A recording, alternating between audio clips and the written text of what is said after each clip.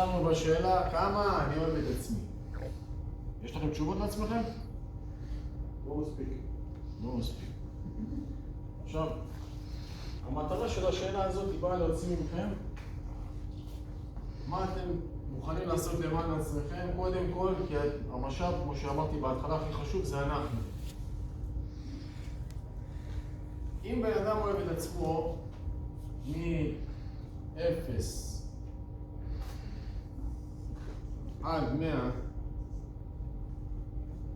בוא נניח 50%, הוא לא מספיק אוהב את עצמו. כי השאלה הבאה שאני מבקש ממנו, אם הוא מסוגל לכתוב לעצמו מכתב אהבה. מסוגלים לכתוב מכתב אהבה לעצמכם? כן. מעולה. זאת אומרת, המקום שלכם זה 80% ומעלה. עכשיו, בן אדם שאוהב את עצמו 80% ומטה, צריך לתרגיל אהבה עצמית. עוד כלי בשבילכם איך לצאת למקום יותר טוב עם עצמכם. יש דבר ראשון, אתם צריכים לרשום 5 תכונות טובות מעצמכם. 5 תכונות טובות. מי רוצה שאני אעבוד איתו? יש מישהו פה שרוצה שאני אראה לו איך יכול לעלות את האהבה עצמית למעלה? מישהו? לא נורא. אתם רושמים לעצמכם 5 תכונות שטובות בעצמכם, כמו אני אוהב לעזור לאחרים. יש עוד משהו פה? מישהו רוצה להגיד? עוד תכונות טובות שמישהו רואה בעצמכם. סבלנות, יפה. אוקיי. אוהב לעזור לזולת. סבלנות, אוקיי. מה עוד? נתינה. נתינה, אוקיי. מה עוד? הכלה. הכלה.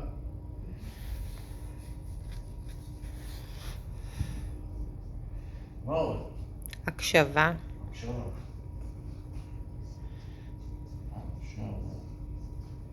כמה יש לנו? 5. ואינם רושם את 5 תכונות האלה לפחות. אם יש לו יותר, עוד יותר טוב. שם את זה ליד מראה. עכשיו התרגיל יראה לכם קצת מוזר, אבל זה תרגיל של אהבה עצמית. זה לחבק את עצמכם מול המראה ולהגיד כל תכונה עם חיוך. יש? זאת אומרת, עכשיו אני אומר לעצמי, אני אוהב לעזור לזולת, אז אני מחבק את עצמי, אבל חיבוק, לא עייף, חיבוק של דוב מה שנקרא. הוא אומר לעצמי, אני אוהב לעזור לזולת, עם חיוך. שחררתי, יש בי סבלנות, עם חיוך. להגיע ל5 האלה. לעשות את זה 3 פעמים ביום, פעמיים ביום, בוקר ערב, צהריים יש לכם זמן, עוד יותר טוב. תרגיל שני, להגביר את האהבה העצמית. בשבוע הראשון, לקחת מחברת וכל יום לכתוב 5 דברים שעשיתם למען עצמכם. הנה בבקשה דוגמה מה עשיתם למען עצמכם.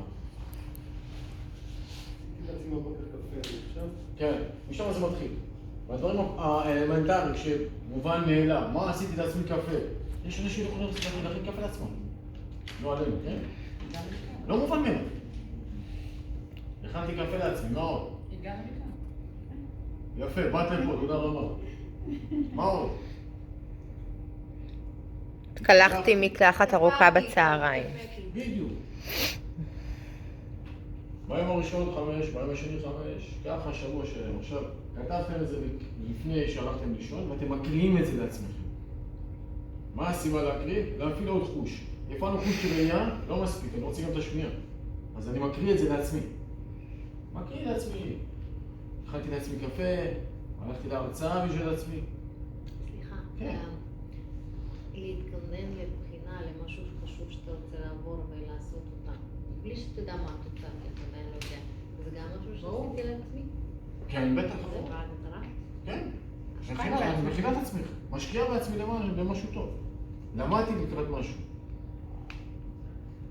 שבוע שני, מעלים את המינון של הכדור. 10 דברים שעשיתי למען עצמי. כל יום לכתוב את זה, בלי הצטנות. שבוע שלישי, 15 דברים. ראשים 15 דברים ומכירים את עצמכם יום יום. מה יקרה? לאט לאט זה יתחיל לעלות. והגיע ל-80 ואפילו גם ל-100. תתפלו גם ל-100 זה כל העניין. כי אתם מתחילים לשים את עצמכם קודם כל אני. וכשקודם כל אני מלא ב-100%, אני יכול לתת. כמו שהסברתי פה קודם בהפסקה, טלפון. מטעינים אותו בלילה. בשביל שיהיה 100% בבוקר. בשביל מה? שהוא יוכל לשרת אותנו. אותו דבר, אם אנחנו רוצים, אוהבים לעזור לזמן.